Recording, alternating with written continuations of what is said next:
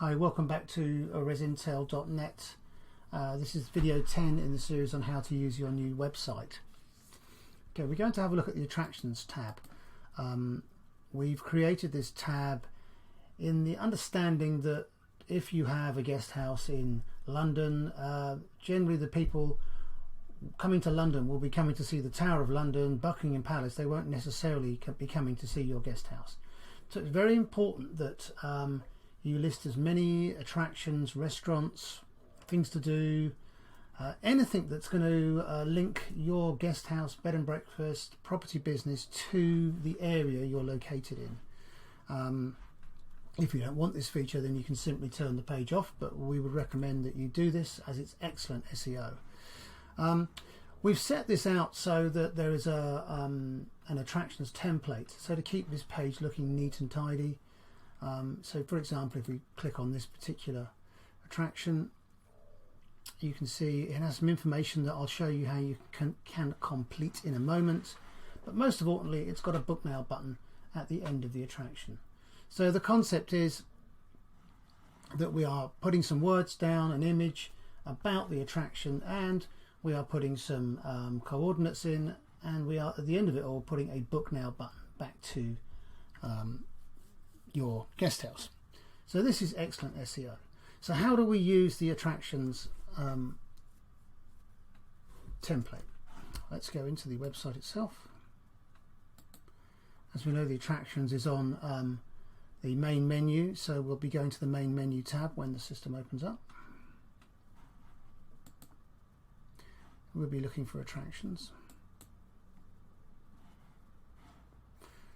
Actually, I'll take that back. We'll be going to website and we'll be looking for the attractions tab. So here are the four demo attractions that we'd sampled earlier.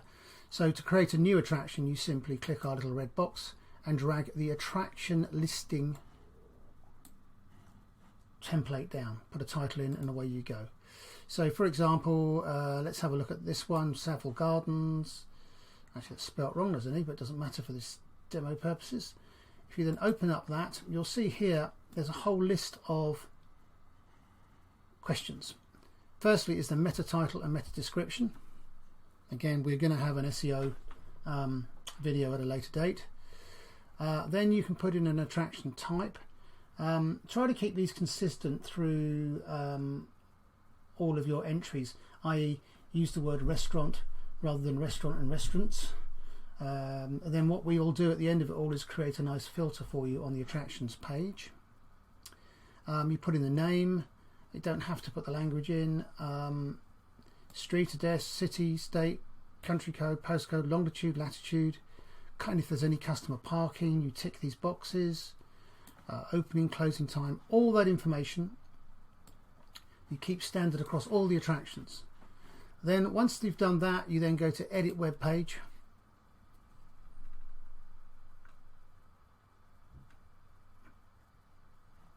and in the summary tab, you ignore these others. In the summary tab, you drop in, as you've done many times before now, an image. So this is demo attraction. And again, exactly the same process with all images. Just pick an image. We'll use our logo. Should be in there now. There it is. And we're going to select extra large landscape because we want it to fill this side. And done. So now when we look at that particular attraction in the website, you can see we've got the name of the attraction, the image, and anything else we'd have completed in that tick box. Perfect. If you want to link to, if you then just cut the ending of that off, and if you then go to your home page, and if you then want to link any of these featured attractions to that you created earlier, then you can just simply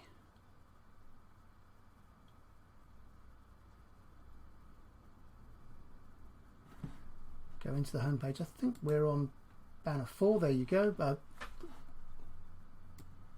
content area 4, beg your pardon. And here you go, on the more info, if you just literally drop in the link back to that page we showed you earlier. And that's how you use the attractions page. Really straightforward. It's very advisable to do as many as possible. It's all about SEO. This creates perfect SEO for your website, whilst also giving great information to your clients. There's no limit to the number of attractions you want to build on here. Build as many, and as I say, once you've got a few categories in place, then the system will then create you a filter, so that here you can then drop from restaurants to theatres to whatever. And that's how the attraction function works.